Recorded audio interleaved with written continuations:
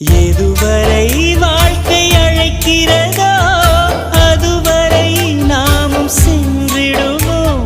விடை பெறும் நேரம் வரும்போதும் சிரிப்பினில் நன்றி சொல்லிடுவோம்.